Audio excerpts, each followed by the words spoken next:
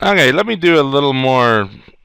I hate to use the word complicated. How about involved? Just an extended example upon what we just saw in the previous videos, just to try to solidify this concept of the stack and the heap. Let me go here, and I'm going to make a class, and I'm going to call it utter.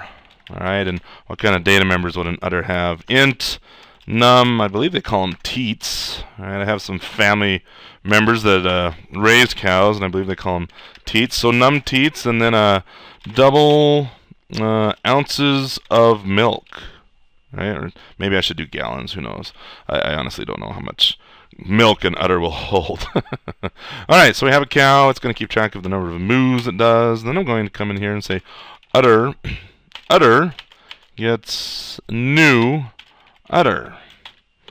All right, now just a little secret: when you write code like this, when I assign to a data member like so, the compiler actually changes it and says, let's give cow a public constructor.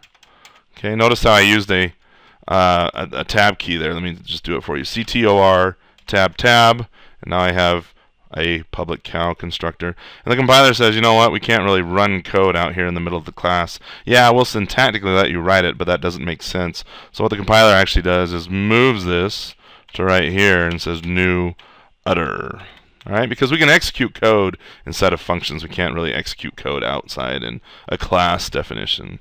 All right, anyway, we have a cow. It has an utter.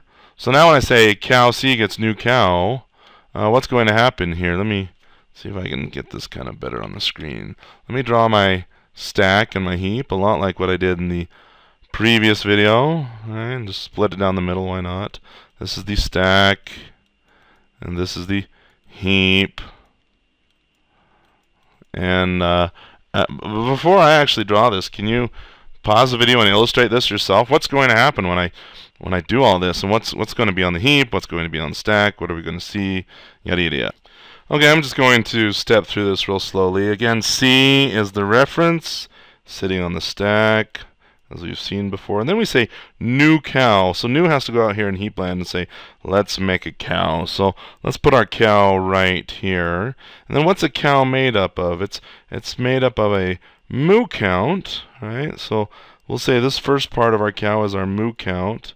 And then the second part, we're going to need a bigger space here for our cow. This second part is this reference to an utter. All right, so I'll say UD for utter, like so. Now, in the constructor, again, we're invoking the constructor right here. So when we step into this, what's going to happen? In fact, let's actually do it. I'm going to hit F11 and F11, and here we go. We're at the cow constructor. We've created the room for the cow. We're executing the constructor. And then now we say, well, new utter. Well, we've seen new before. What does new need to do? New needs to jump out to the heap and find room to put this cow's utter. And how big is an utter? Well, it's an int and a double. So an int is 4 bytes, a double is 8 bytes. So we need 12 bytes for this utter. So let's just go out here. This will be the cow's utter. And num teats will be here. And ounces of milk. That's interesting. That's moo backwards. Anyway, ounces of milk will be right there. And new returns the address of this object, which we further assign to the cow's utter. So here's the cow's utter we assign to it, and it's referencing out here. All right, F11, step back, and now we're going to return the address of our new cow. This is the cow, and assign it to C. So then C, oops, not that. C now references this cow.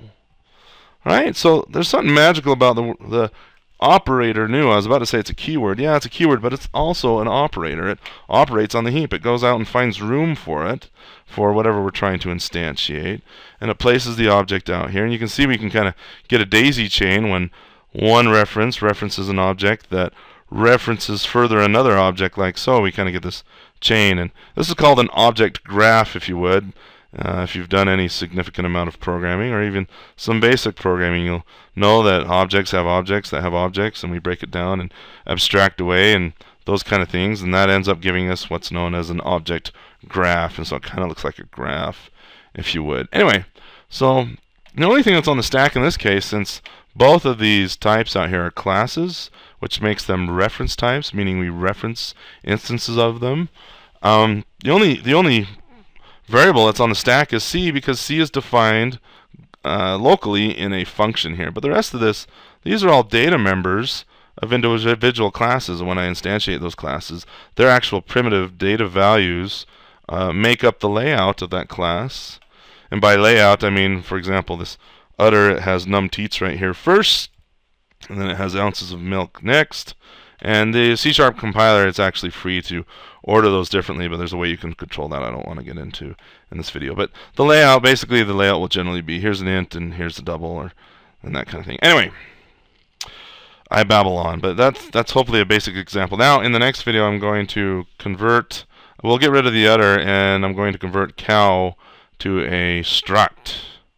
And you'll see how a value type operates very similarly, but very differently from a reference type. And these are what we call reference types.